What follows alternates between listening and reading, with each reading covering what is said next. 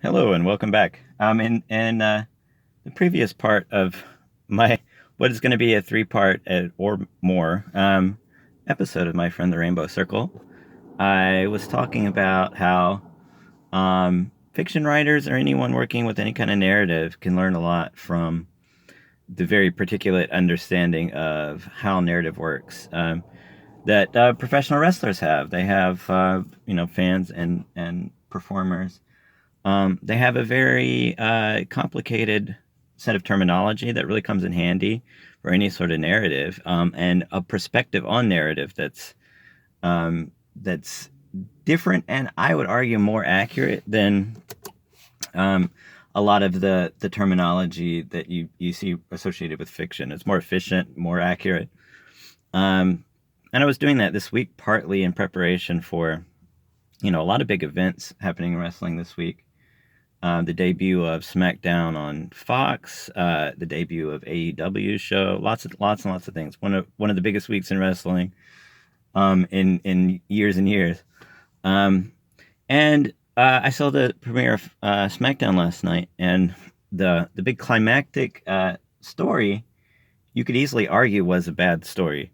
So that being said, they have really uh,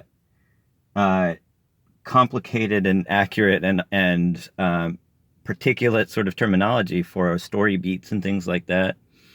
Um, they don't always tell great stories, so you can certainly make an argument that the big fight at the end of the premiere, the SmackDown premiere on Fox, was a bad story. But there's so much of reviewing and understanding wrestling stories is metacognitive analysis. It's metacognitive deconstruction of what you actually like or dislike about something moment by moment. Um, so whenever you see something that you don't like, um, whenever you see something you don't like, you always have to ask yourself, do I dislike it because it is a bad story? That's my first impression, usually. Uh, do I dislike it because it was purposefully designed for me not to like it? Um, or is it just classic heel work, or is it a poorly told story? So, um, and there's terminology for that. There's terminology for that kind of breakdown um, that you just don't have anywhere else. And I think it's a limitation in our understanding of fiction writing. It's a limitation in the traditional workshop structure, and a lot of time is taken up in workshops where people will just say, "I dislike such and such, and here is why." Um, and there's not nearly as much of that metacognitive understanding of whether disliking something is a good thing or a bad thing. I disliked it, but it was effective, just in my experience. But it's a constant thing in wrestling. So the storyline, I'll just give you the example. This is sort of a review of SmackDown. Um, the storyline was with Brock Lesnar and Kofi Kingston. And I think last episode I referenced this angle that they had just done on Monday where Brock Lesnar beat up Rey Mysterio and Rey Mysterio's son Dominic. And that was a way of getting heat. So, and it's classic heel heat. I mean, it's the sort of heat that very traditionally you want for the bad guy, the heel, the schematically the character who you're supposed to not want to see succeed. Um, and a lot of storylines, I mean, all the storylines in wrestling kind of have to work with all of the different audiences. And that's one of the things that makes it complicated. You don't quite have the complex array of audiences for other types of narratives. If you have like a TV show or something like that, if you have um, The Office or whatever, I don't know, just the random one that came to mind. You have people who are fans and people who are not fans. Uh, with wrestling, the storyline is more complicated and simpler simultaneously. So something like Brock Lesnar beating up Rey Mysterio and Dominic, his son, who's, I know if you're not familiar, he didn't beat up a little kid. He beat up a 19, 20-year-old. Um, uh, it works. It has to work on multiple levels to be really successful story. It has to work on multiple levels. It has to work for true marks, the fans who believe it's real combat sports. It has to work for casual fans, people who know that it's a work or know that it's a narrative. They know that it's a storyline, but they still treat it like you would treat any storyline. They treat it like you would treat, The Sopranos or whatever, or Breaking Bad. It's a storyline. I like this character. I dislike this character. They don't put too much more thought into it. But they enjoy it. They just don't, they don't think about all the other layers necessarily. And that's probably the biggest chunk of the audience is more casual sort of viewers. It has to work. There's a helicopter. I didn't know what kind of noise I would have over here. Apparently, there's a helicopter. Anyway, I parked on a street that's not too busy in downtown Augusta. But it has to work for the smart marks too, and the smart marks are the ones who are aware of the inner workings or hardcore fans. There are plenty of narratives that have to work for hardcore fans and casual fans too. Like comic book movies, clearly. But comic book movies don't have necessarily a whole fan base who believes they're real necessarily. But the smart marks, one of the complications there is that it's very, very difficult to get smart marks to hate a bad guy. One of the complications of the last decade. If you're telling a story and you want part of your audience to hate one of the characters, you can't have a performer who's really, really good. So you have somebody like Brock Lesnar, who is a really good wrestler. He's a great performer. He's very entertaining. The more he is really good at the art form of wrestling, the more smart marks are going to cheer him. They don't really buy into the storyline. There are plenty of smart marks. This is how I treat it. I treat it as honoring the tradition of the heel to boo a heel. So I'll boo a heel no matter what. But plenty of smart marks will say, Brock Lesnar is too good. Let's cheer him. And sort of shift the narrative. And that happens.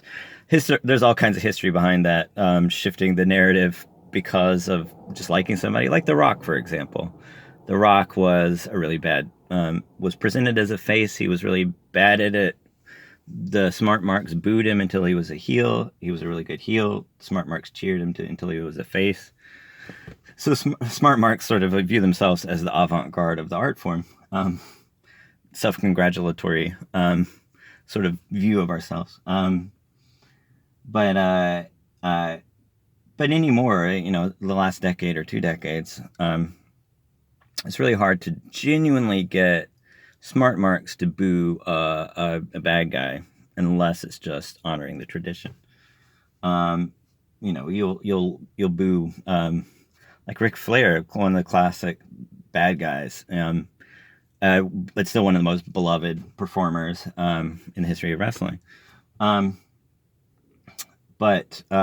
So Brock Lesnar, they've as the top bad guy, the top heel in the whole company, they've done lots of stuff in order to get the smart marks to boo, and I have to assume that's just part of the design. But they've shaped his character to be someone who doesn't care about wrestling, and they've shaped him to be somebody who's really lazy, and that kind of stuff. Definitely smart marks hate lazy performers. They hate people who don't care about wrestling. Any sort of celebrity who comes in who doesn't know anything about the wrestling, though, smart marks just hate that.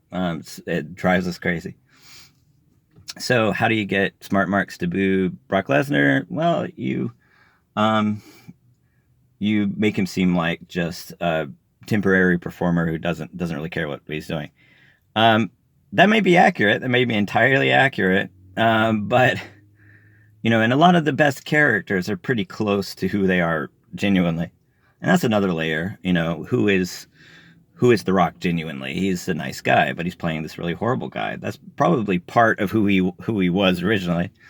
Um, he's expressing when he was booed, that went into a dark place in himself, and that came out as this heel character. But then, as a celebrity, he presents himself as a very nice guy. What part of his actual personality is he expressing at any given time? But anyway, it's part of the complexity of wrestling that you don't quite get with other narratives. You don't look at um, you don't look at The Sopranos and say, I wonder if James Gandolfini is really a horribly violent person in real life who has all these anger issues. You don't really say that. Um, but wrestling characters very frequently are close to who they are. So, we view Brock Lesnar as being lazy and not caring about wrestling. Probably accurate. There's probably a degree of accuracy to that. But he's being presented that way in order to get the smart marks to boot, presumably. So Brock Lesnar is beating up Rey Mysterio and his son. The marks are booing because he's a horrible person, presumably. The casual fans are booing because that's the storyline. Smart marks are booing because, he's... And another brilliant thing about that storyline is that they set it up to be... The main event would be Rey Mysterio versus Seth Rollins, which is a great match. And Seth Rollins said that was his dream match. So smart marks are also booing because we don't get that dream match. So it's a bit of brilliant booking that touches on all of the different fan bases. But then you get to SmackDown, where the main event was Brock Lesnar versus Kofi Kingston. And Kofi Kingston's storyline just all year since before WrestleMania, which is April, since it might have been February, something like that, his storyline all year is that he's this huge underdog, which is a classic wrestling storyline. But Kofi especially, he's been in the mid card for 11 years, and fans love him. They didn't put much hope in him being in the main event, but he started winning some matches that sort of stoked the hope that he'd be in the main event. So the marks are just viewing him as this person who's genuinely trying really hard to win. The casual fans view him as this character who's trying really hard to win. The smart marks are saying it's long overdue. We've known him for 11 years. He definitely deserves to be in the main event. But he's a small guy. And so, a lot of his wins were, felt like miraculous sort of wins over, larger people. And there's also the metacognitive level of just a perception that WWE is just a place that favors large guys like Brock Lesnar, that they'll always get a chance and smaller guys won't get a chance. Maybe that's true. Maybe that's a storyline. Maybe that's a work. Maybe that's a work to shoot. Maybe that's a shoot. Yeah, we always have to have that metacognitive awareness that maybe that's real, maybe that isn't. But when Kofi Kingston won at WrestleMania, it's one of the great feel-good moments in wrestling in the last decade. Maybe the best feel-good moment of WrestleMania, maybe ever. I don't know. There's a few other candidates of pure feel-good moments, of somebody really truly deserving to win, actually winning. You have ones that come close, but they're usually tainted by something else. And especially for the last few years, since 2004 or so, almost always you've had a face in the main event spot who has that sort of mixed response, like John Cena was getting booed and getting cheered.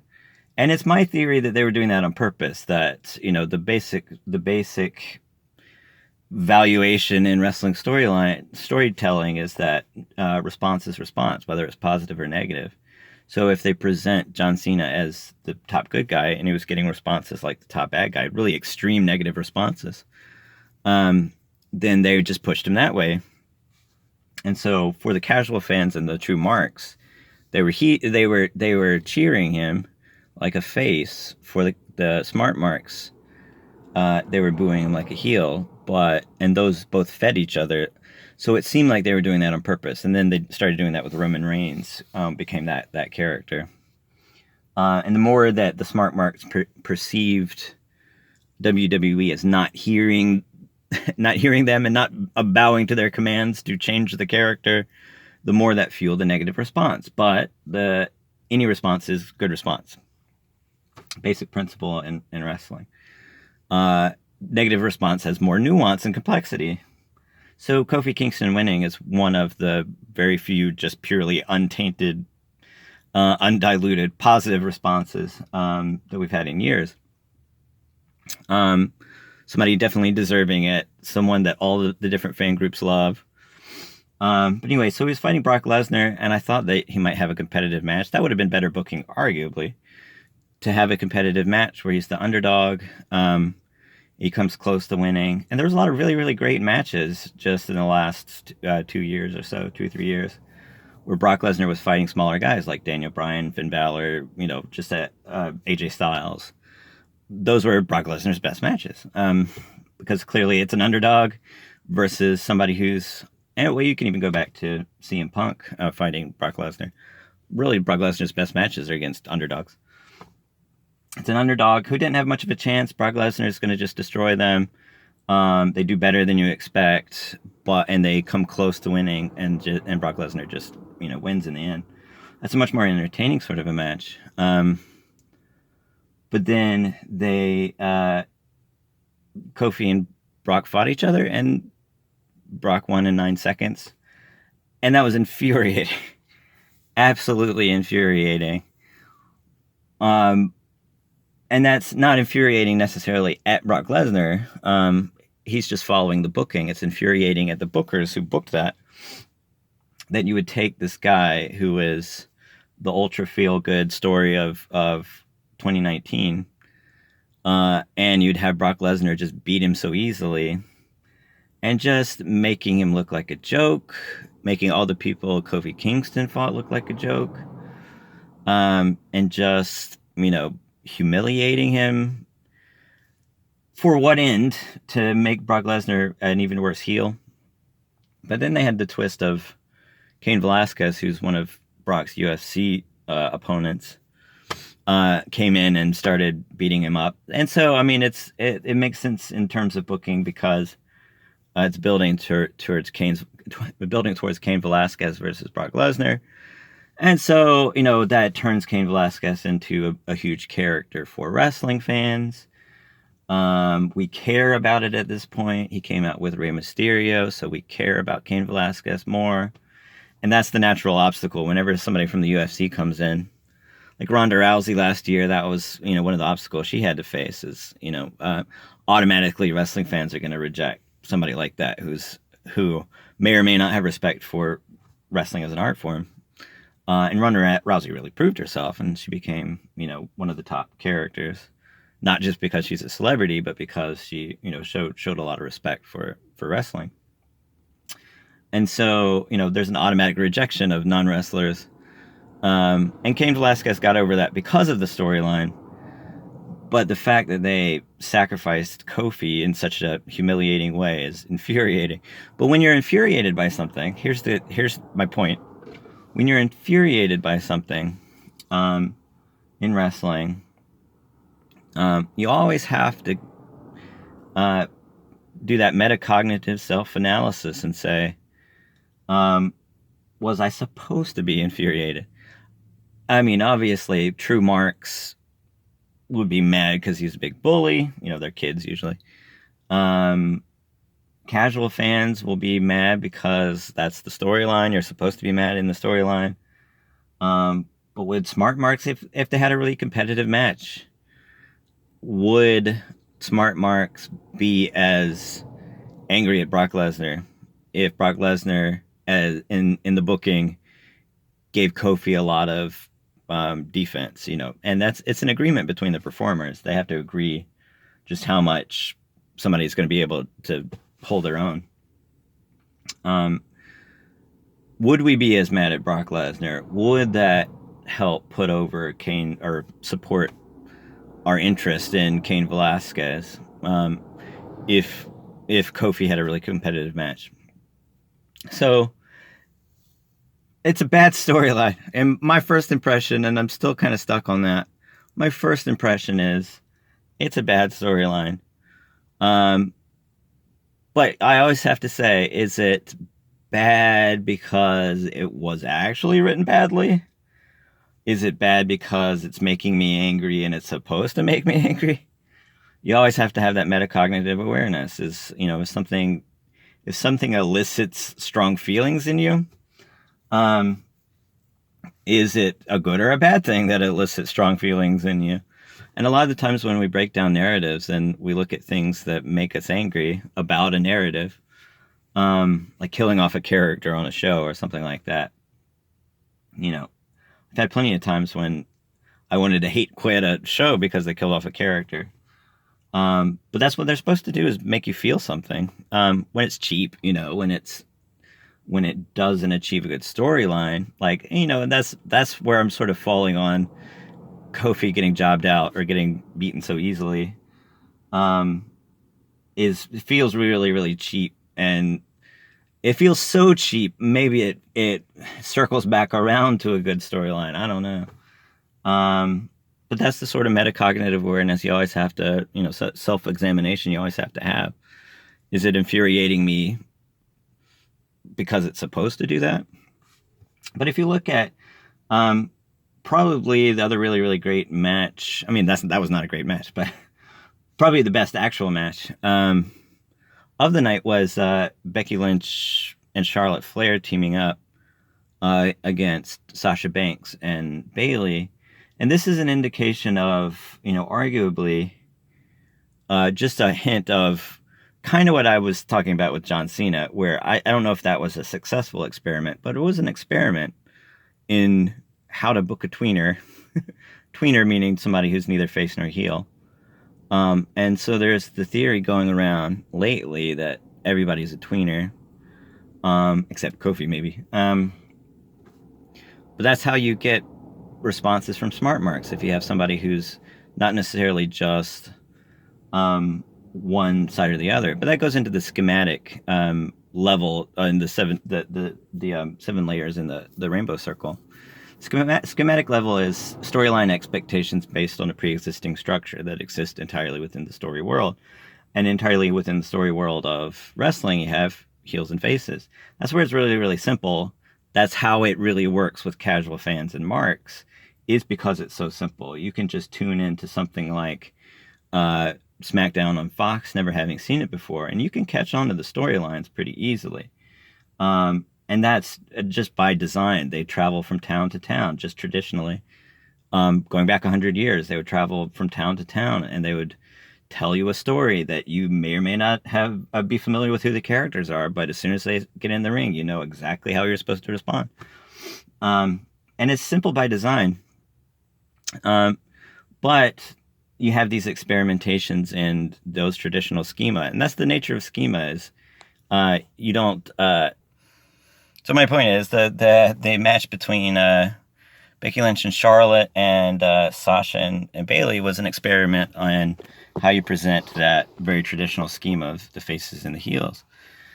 Because Becky pretty obviously is a face. She's presented as kind of a Stone Cold type of face, where she may still be a rule breaker and, she's anti-authoritarian. But still, definitely everything she's doing is designed to elicit cheers. And Sasha Banks is being presented very much as a heel. She betrayed her friend. That's sort of the go-to storyline of female wrestlers. Unfortunately, they go to that very, very frequently. But yeah, I mean, just pretty traditionally, she's being presented as a heel. But Charlotte is still acting like a heel. She's that really cocky, arrogant, center of attention, like Charlotte Flair's Ric Flair's daughter. She follows that same sort of pattern. And Bayley's still being presented as a face. And so you get a really complicated sort of response. So that's taking those tropes, taking those schema, and really deconstructing the schema in some ways, so that I think especially in that particular match, you're telling a very complicated story for the marks and the casual fans. Before the smart marks, all of the performers are so great. I mean, they're some of the best performers in wrestling, period. All the performers are so great. It was getting lots and lots and lots of positive response. There wasn't a whole lot of heel heat in that particular case. But that tends to be the direction to go. Just push people who are really good and you get positive response for all of them. But, my point is, wrestling is an art form that's constantly experimenting.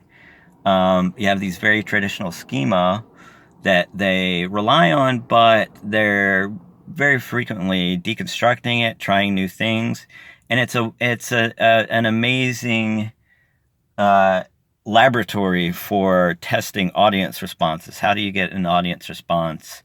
How do you get a direct response from a variety of different audiences?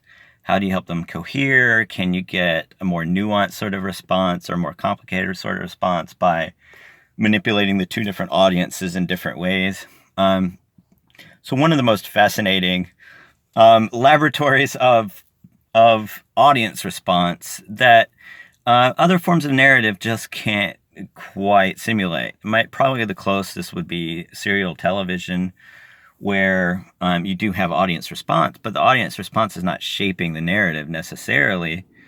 You don't have like Game of Thrones or something like that, where the audience dislikes a particular storyline and they complain on Twitter or something like that, and it shapes the storyline for the better or the worse. I don't know, either way.